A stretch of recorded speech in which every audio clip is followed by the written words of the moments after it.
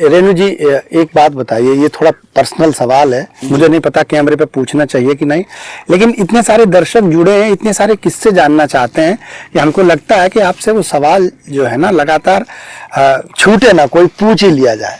मुझे एक बात बताइए कि जब आप जैसे कभी नदी के किनारे थी और आप पे अटैक, पुलिस ने घेरा डाल दिया, तो कभी ऐसा हुआ है कि मुठभेड़ करनी पड़ी हो फायरिंग करते हुए भी? हाँ, ऐसा 2-3 बार हुआ।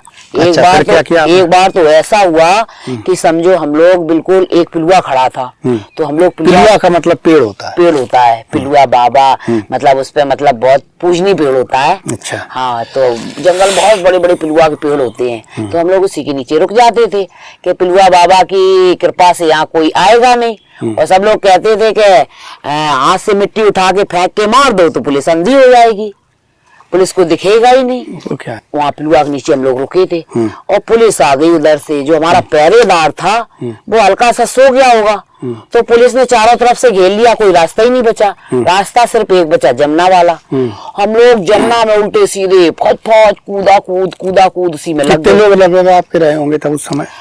28 पकड़े थी और हम लोग होंगे 10-11 लोग। 28 पकड़ और 11 लोग आप?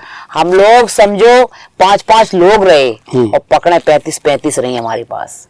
तो 28 पकड़ों के साथ वो... नहीं, अब आप समझिए कि 35 पकड़े और हम 5 लोग कैसे रखते थे। ये तो ताज्जुब की बात है। मतलब आप लोग ज्यादा ही मारते पीटते, इतनी दहशत भर देते होंगे उनके मन में कि बेचारे हिम्मत ही नहीं कर पाते होंगे बिल्कुल।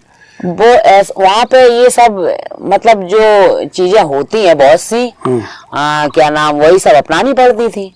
नहीं, 5 लोगों को तो वो सब दाबी के मार डालते। अच्छा जी। तो इतनी पुलिस आई, हम लोग जमुना का रास्ता खेला जी। हम लोग, वो पुलिस ऊपर से गोली बरसाए, हम लोग भागम भाग जमुना में कूदा कूद लगे पड़े। फिर उसके बाद में मालिक सबसे पहले उधर पार हो गए। मालिक मतलब जो गैंग लीडर आपके थे? जी।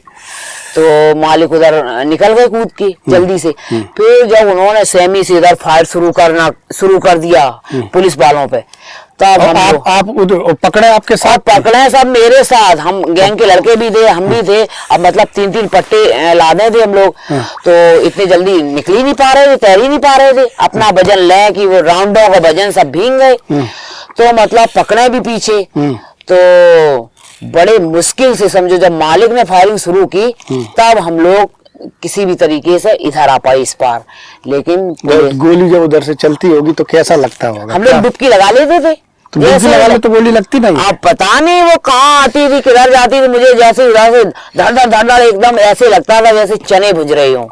अच्छा। तो हम लोग जरा सा देखा पीछे और डुबकी लगा ली। तो पकड़ जो थे भागे कि बच गए? नहीं, पकड़ 4-5 तो छूट गए थे वहीं। अच्छा। और बाकी पकड़े तो सब हमारे लोगों के साथ ही आ गई थी।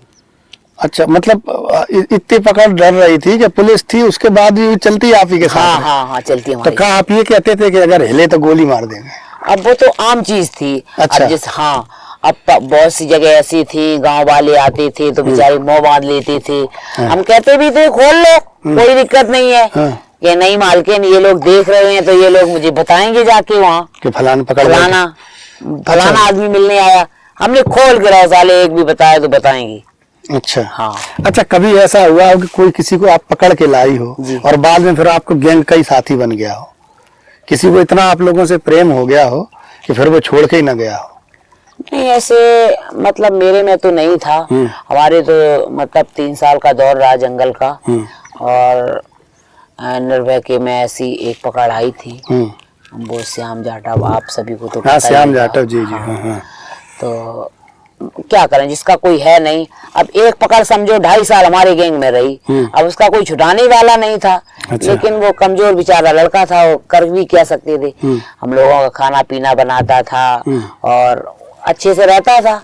जैसे कभी पुलिस आ गई तो कहता था कि बुआ जी जल्दी से बंदूक उठा लो, पुलिस आ रही है। और बच्चा छोटा ही था 5-6 साल का। 5-6 साल का? तो आप क्या महीने के बच्चे पकड़ लेते थे आप लोग? ना, जैसे 2.5-3 साल का पकड़ के आ गया। अच्छा। अब उसके हवाले छुटा ही नहीं रहे, तो वो वही था। बुआ जी पुलिस आ गई, जल्दी बोली, वो राइफल उठा लो अपनी। तो एक बात बताओ, आप 2-3 साल के बच्चों को पकड़ लेते, उनका खाना पीना मतलब किस तरह से करते? अत्याचार हुआ ना पब्लिक पर। हम नहीं पकड़ लेते थे। हाँ। मतलब कोई बाहर से ले गया था अच्छा, हाँ, तो फिर उसको तो पालना पड़ता होगा छोटे बच्चों की तरह। पालना ही पड़ा उसको, कपड़े धुलना हमने उसके। कि साले इसको जहाँ से लेके आए दे आओ जाके। अब उसको कहाँ से उसका दूध लाए, कहाँ से क्या लाए, छोटे बच्चे को तो तमाम लेटने होती हैं। अच्छा, हाँ, तो बेचारे को रखा और जब उसको मैंने छोड़ दिया, उस पर पैसे ऐसे नहीं लिए जो फिरौती तय हुई थी। मालिक ने कहा अब इस पे कुछ नहीं लेंगे। तो जब उसको घर भिजवाया तो समझो वो अपने घर वालों को ना मतलब वो करे। अच्छा। वो कहे कि हम तो बुआ जी के पास जाएंगे, बाबा जी के पास जाएंगे, वहां पे हैं। अच्छा, हाँ, हम लोगों ने उसको चैन बनवा दी, कान छिदवा दिए, सोने की बाली, बड़े अच्छे से लड़की को रखती थी। मतलब डकैतों के अंदर भी कहीं ना कहीं प्रेम होता है, दिल होता है जी। अच्छा, तो क्या बात है। तो हम लोगों की जो बात चल रही थी वो नदी को लेकर चल रही थी। तो आज हम जिस जगह पर हैं, तो इस जगह पर इसी नदी में भी आपके साथ घटनाएं 2-4 बार हो चुकी हैं। चलिए, तो आपने हमारे सवालों का जवाब दिया। और जो नदी होती है ये जीवनदायिनी, इसको माँ गंगा, माँ यमुना, माँ, इनको शायद इसीलिए कहा जाता है कि यहाँ कोई भी आ जाता है तो वो अपने आप को सुरक्षित महसूस करता है। तो ये थी रेणु यादव और इन्होंने हमसे तमाम सारे जो सवाल थे हमारे दर्शकों के, उनका जवाब दिया। बहुत बहुत धन्यवाद रेणु जी। ठीक, नमस्कार।